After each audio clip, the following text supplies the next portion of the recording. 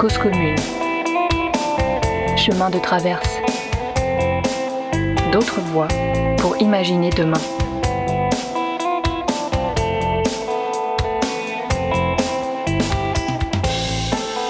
Bonsoir à toutes, bonsoir à tous pour ce 44e épisode de Chemin de traverse d'autres voies pour imaginer demain. Dans Chemin de traverse, Julie, Élise, Mehdi et moi-même Fred, nous espérons vous proposer de belles rencontres et mettre en avant des parcours personnels et professionnels, des passions, des engagements. Nous recevons ce mercredi Elsa Potier. Une émission un peu spéciale ce soir, je vous dirai pourquoi tout à l'heure. Nous avons intitulé l'émission du jour « Articuler les temps de vie, suivre sa boussole intérieure ». Nous sommes installés dans le cocon du studio de la radio. Prenez place avec nous pour cet échange qui va suivre.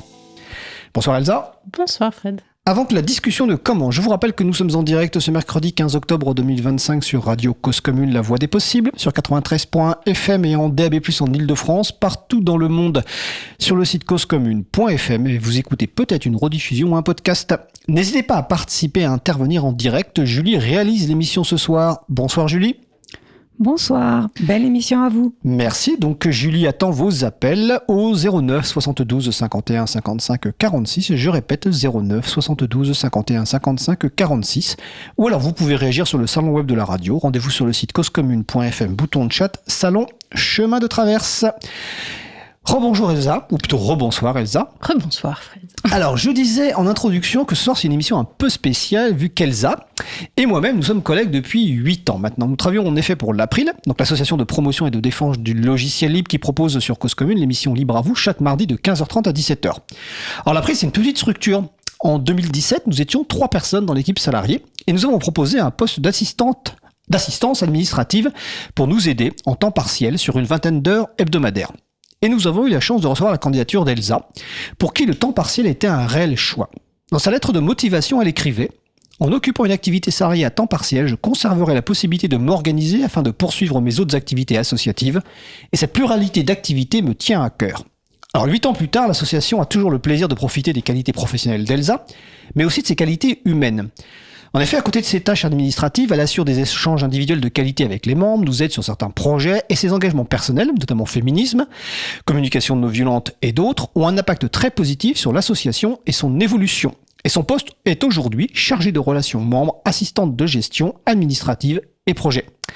Donc on va avoir l'occasion dans cet échange de savoir un peu plus sur l'articulation des temps de vie d'Elsa, et du rôle de sa boussole intérieure que peut-être qu'à un moment je lui demanderai de définir, ou peut-être cette boussole sera définie au fur et à mesure de l'émission. Alors première question, quand je t'ai invité à intervenir dans l'émission, tu m'as dit que tu considères que tu ne fais rien de spécial dans ta vie. Et pourtant moi je considère que tu fais plein de choses. Alors j'ai envie de te poser comme première question, pourquoi avoir accepté l'invitation ? Parce que même si c'est effectivement la réponse spontanée qui m'est venue, je sais qu'elle vient depuis une part de moi qui est un peu perfectionniste, qui a envie de faire beaucoup de choses, qui est un peu exigeante, et que je travaille à voir le verre à moitié plein plutôt qu'à moitié vide. Donc c'est un bon exercice de venir retraverser mon parcours et mes choix, et dans un parcours et au présent. Que j'aime beaucoup le nom de l'émission, Chemin de traverse.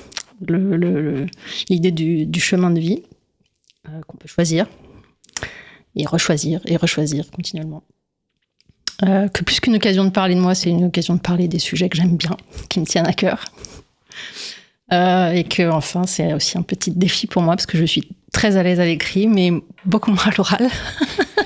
Donc voilà, c'était une façon aussi de sortir de ma zone de confort, tout en étant pas confortable puisque je te connais et voilà. Voilà, on se connaît depuis 8 ans et je sais, et je te remercie d'avoir accepté parce que je sais que pour toi c'est un effort, un vrai effort. Comme tu le dis, tu es très à l'aise à l'écrit. D'ailleurs, on en profite beaucoup dans les échanges, notamment avec les membres ou dans la rédaction de réponses à des personnes qui nous contactent. Mais je sais qu'à l'oral, c'est beaucoup plus compliqué. Et puis surtout, tu as tellement de sujets qui te passionnent que c'est pas forcément évident de tous les caler en 1h30. Non, c'est même impossible d'ailleurs. Ouais, je crois. Alors, deuxième question. Tu as choisi une pause musicale que nous passerons tout à l'heure, je pense vers 22h30, qui est le groupe La Rue qui est à nous. Et qui commence par ces mots « Je ne sais pas où je vais. Oh ça, je ne l'ai jamais bien su. » Alors, quand tu étais petite fille ou ado, à toi de choisir, savais-tu où tu voulais aller ? Non, j'aimais pas la question « Qu'est-ce que tu veux faire plus tard ?» Ça me mettait de l'angoisse, du stress. Voilà, tu vois, c'est comme si tu me la reposais maintenant à l'adolescente, ça me restresse. Et je savais par contre ce que je voulais pas. Et c'est toujours un peu le truc. Ma boussole, pendant très longtemps, ça a été je sais où je veux pas aller. Et c'était quoi à l'époque ? Je sais pas, quand j'étais au lycée, je savais que je voulais pas après aller en classe prépa, je voulais pas retrouver le fonctionnement. Je vais être tout de suite très extrême dans mes propos, mais un peu carcéral du lycée. Ah oui, carrément, oui, d'accord. Oui. Avec des horaires, des grilles, du flicage. Voilà. J'avais pas du tout envie de retrouver ça, donc pour moi c'était évident que c'était la fac. Mais la fac de quoi ? Enfin voilà. Et c'était un peu compliqué au départ. C'est pas si... C'est assez récent finalement que j'arrive à cette histoire de boussole intérieure, à savoir comment cheminer. D'accord.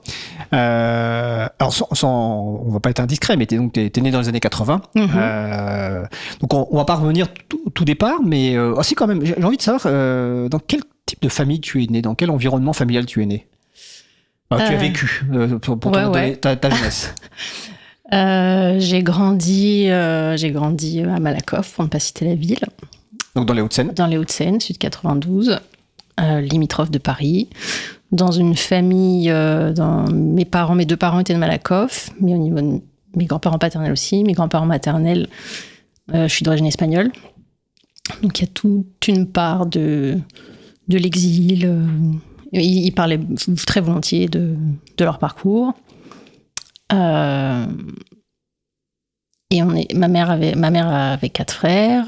J'ai 13 cousins cousines. Enfin voilà, donc j'ai grandi dans pas le cercle d'une famille nucléaire, mais une grande famille. Et qui échangeait beaucoup, je suppose. Et qui échangeait beaucoup.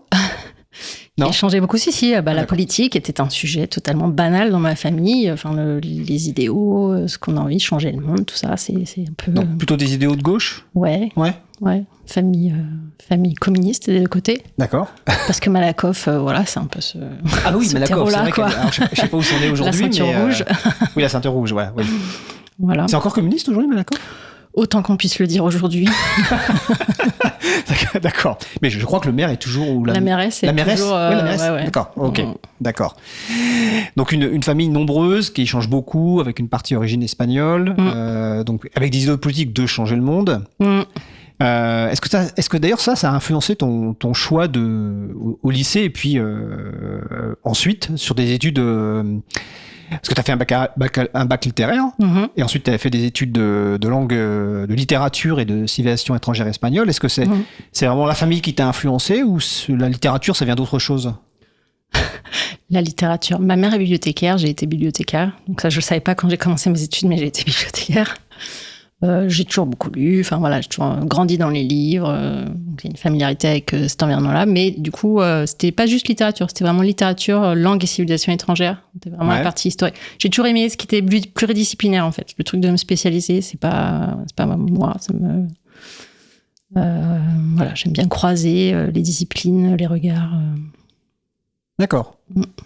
Donc, bac littéraire, des études donc de littérature, civilisation étrangère espagnole, licence et maîtrise dans sciences de l'éducation. Donc ça, c'est aussi un petit peu un changement, une évolution. Il y avait une raison particulière Parce que je ne m'y retrouvais pas dans juste l'espagnol. Je pense que... Alors, ce que j'avais vraiment eu envie de faire au départ, c'est de la psycho. Et je me rappelle très bien pourquoi je ne l'ai pas fait, parce que j'étais influençable et peu sûre de moi, encore moins que maintenant. Et qu'un de mes anciens instituts, que j'aime par ailleurs beaucoup, que j'ai revu dernièrement, mon institut de CM2, m'avait découragée à faire ça en me disant que c'était bouché. Voilà. Et j'écoutais encore les histoires de débouchés à l'époque. D'accord. Donc ça vient de là, en fait, ton goût aussi pour la psychologie, et dont on va sans doute reparler tout à l'heure. C'était déjà là, en tout cas. C'était déjà là, en tout cas, d'accord. Ok. Et donc... littérature, civilisation espagnole, sciences de l'éducation. Comment tu choisis ton arrivée, entre guillemets, dans le monde professionnel ? C'était bibliothèque. La bibliothèque, c'était ma première expérience professionnelle, on va dire. Ouais, mon année de terminale, j'ai fait un petit remplacement. Je faisais quelques heures dans la semaine en section jeunesse à la bibliothèque de ma ville. J'avais beaucoup aimé ça. Mais c'était un job étudiant. J'avais qu'une partie du métier bibliothécaire. Et j'avais pas forcément envie de me spécialiser, d'aller vers directement. Ma mère étant bibliothécaire, j'avais pas forcément envie de faire comme elle. Et puis, j'avais pas forcément une vision de tout ce que ça peut être bibliothécaire. Après ça, j'ai été... un autre bout de mes études, j'ai refait un job étudiant, mais c'était en section adulte. J'étais pas du tout confortable. C'est-à-dire je savais pas, en tant que jeune adulte, je savais pas trop relationner avec d'autres adultes. Ah, ok, d'accord. Okay. Voilà, j'avais l'impression j'étais pas à l'aise. Et puis après, j'ai été, toujours pendant mes études, assistante d'éducation dans un lycée, qui en plus était mon ancien lycée à moi. Ce qui est assez particulier. Je travaille avec mon ancien CPE, que j'adorais, qui était un super CPE quand j'étais élève et qui était un super collègue, avec une autre CPE qui était top aussi. Enfin, on était une super équipe. Et voilà, je pense que ça m'a construite une autre expérience de qu'est-ce que c'est être adulte, qu'est-ce que c'est de relationner avec des adultes, qu'est-ce que c'est de relationner avec des jeunes dont je suis pas si éloignée en âge. Et quand, après ça, j'ai eu un job Enfin voilà, j'ai eu envie de me diriger vers les bibliothèques, mais avec cette expérience-là, d'être à l'aise là où j'étais à ce moment-là. D'accord. Et du coup, les concours, ça n'a jamais été mon truc. J'en ai passé plusieurs fois, mais c'est pas mon truc. J'ai passé dans l'enseignement. Je suis très heureuse de ne pas avoir eu, parce que en fait, donc, je pense que j'en serais sortie. Donc, tu as tenté le concours pour devenir prof des écoles. En même temps que d'autres copines qui sont toujours enseignantes et qui sont de très bonnes enseignantes, je pense, et qui je sais pas comment elles tiennent. Moi, je pense que j'aurais pas tenu, en fait. Et je suis contente donc de ne pas avoir eu ces concours. Les concours de bibliothécaire, je les ai pas eus. J'ai été bibliothécaire contractuelle. Parce qu'en fait, dans la fonction publique, il y a beaucoup de contractuels, quels que soient les types de fonctions publiques. Et en fait, l'année où j'ai eu un mi-temps, où vraiment c'était vraiment tous les aspects du métier de bibliothécaire, j'étais en même temps en DU à Mediadis à Paris 10. Donc DU, diplôme universitaire. Diplôme universitaire, ouais, de technique documentaire, médiation culturelle. Ouais. Et cet équilibre-là entre aller apprendre des trucs à la fac et tout de suite les réinvestir dans le milieu pro, c'était top. Moi, j'ai vraiment adoré. Et donc là, tu travaillais à temps partiel, c'est ça ? Là, j'avais un mi-temps, ouais. T'avais un mi-temps, d'accord. Là, j'avais un mi-temps. Un mi-temps choisi ? Choisi. D'accord. Comme c'était pendant les études, vraiment, ça partageait la semaine. Ok, d'accord. Et voilà. Et après, j'ai travaillé à temps plein quelques années, mais pas beaucoup. Et même pendant ces années-là où j'adorais ce que je faisais en tant que bibliothécaire, il y avait quand même en arrière-fond ce truc-là il y a d'autres choses qui m'appellent et j'ai pas le temps de les faire. Donc tu as travaillé à temps plein combien de temps en fait ? 5-6 ans ? Plus ? 6 ans, ouais. 6 ans. D'accord, donc jusqu'en 2013, jusqu'au début 2013, à la naissance de mon fils en fait. D'accord, début 2013. Alors, quand on a préparé l'émission, parce qu'en fait, quand on invite des personnes à intervenir dans l'émission, on a des idées préconçues sur ce dont on va parler, puis après, on prépare l'émission avec les personnes, et puis des fois, ça évolue. Et en préparant les émissions, tu m'as dit, il y a un avant et un après. Et tu m'as dit, c'est la naissance de ton fils en 2013. Donc. Ouais. Alors, qu'est-ce que ça a changé concrètement ? Ça change beaucoup de choses, évidemment, d'avoir un enfant. Ouais. Mais toi, visiblement, c'est encore plus fort. Ça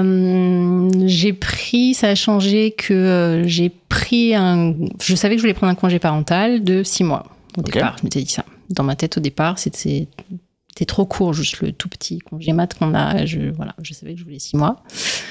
Et puis, en fait, pendant ce temps-là, alors, il s'est passé 1 milliard de trucs. Des prises de conscience autour de...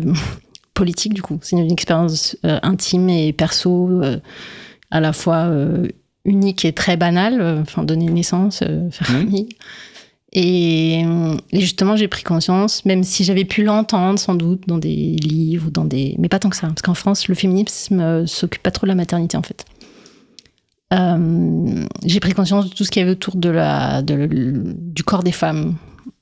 Et encore pire, quand c'est la grossesse, c'est... L'accouchement aussi, L'accouchement, on est chosifié, voilà. Donc voilà, j'ai pris conscience de pas mal de choses, même si j'avais choisi où j'allais, en fait. J'avais choisi où j'allais, et malgré ça... Attends, t'avais choisi où t'allais, dans quel sens ? Où j'allais accoucher. Ah, où t'allais accoucher, d'accord. Ouais. Okay. J'avais déjà une vague idée on laisse pas les femmes tranquilles, que ce qu'on voit dans les films, c'est des représentations... que c'est les seuls qu'on a, en fait, et que du coup, on se retrouve à reproduire ce qu'on voit dans les films, alors qu'en fait, la position gynécologique d'être allongée, les jambes dans des étriers, c'est très confortable pour la personne qui est Qui accouche, qui fait voilà, l'accouchement. c'est ça exactement. Oui. Merci d'avoir fait le lapsus parce qu'en fait Oui. c'est ça qu'on dit. Le gynécologue il accouche les femmes, c'est pas Oui. le gynécologue qui accouche les femmes, c'est les femmes qui accouchent. Et heureusement les sages-femmes généralement elles ont pas cette formulation-là, mais les sages-femmes voilà, il y a tous les jeux de pouvoir dans le milieu médical autour de ça. Mais donc, plein de choses.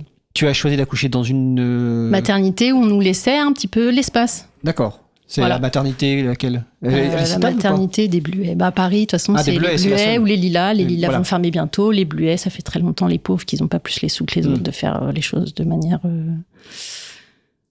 comme ils voudraient eux-mêmes, elles et eux-mêmes.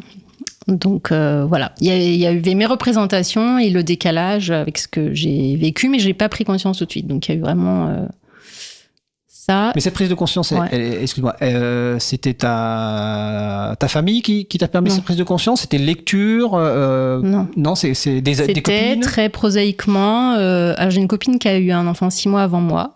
Et donc j'ai une autre copine qui a eu une fille bien avant, mais du coup on n'a pas eu ces échanges-là sur le coup parce qu'on n'était pas au même moment des expériences. Et on n'a pas eu les mêmes expériences forcément, avec pas forcément les mêmes choix. Donc j'avais cette copine-là. Et en fait, de manière très prosaïque, je voulais tenter l'allaitement. Sans que ce soit une lubie, voilà. Et en fait, c'était compliqué. Et les médecins en face de moi, médecins, sage-femme, la sage-femme qui venait à domicile, me disaient... Enfin, voilà, complication, donc ils me disaient d'arrêter. Et en fait, moi, je suis un peu... j'aime bien comprendre le pourquoi du comment. Et ça ne me satisfaisait pas, en fait, comme... je sentais qu'il y avait quelque chose. Et donc, j'ai fait ce que j'aurais jamais cru 3 mois avant que j'allais faire, sur les conseils d'une copine, j'ai appelé la Leche League. La Leche League, pour quelqu'un qui est féministe, normalement, c'est l'antéchrist, d'accord? Ah bon, d'accord. Okay. En tout cas, pour moi, c'était dans ma présentation, c'est que ça n'allait, j'aurais pas cru.